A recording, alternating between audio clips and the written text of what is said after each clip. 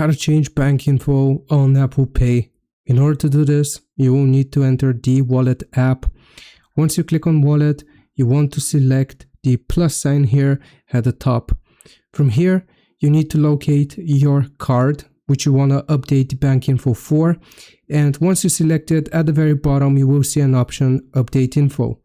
Another way of how we can do this is if you delete the card altogether and then add a new one. Click on Debit or Credit Card, then it's going to show you Apple Pay and you want to select Continue. You can either get the card close to your iPhone and it's going to detect it, or you can enter the card details manually here, such as the name on the card and also the card number.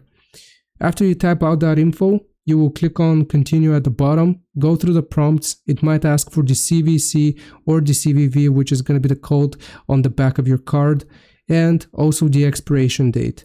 Type that information, click on Continue, go through the prompts, and you will have successfully updated your bank info on Apple Pay. Hope this helps. Leave a like and sub. I'll see you next time.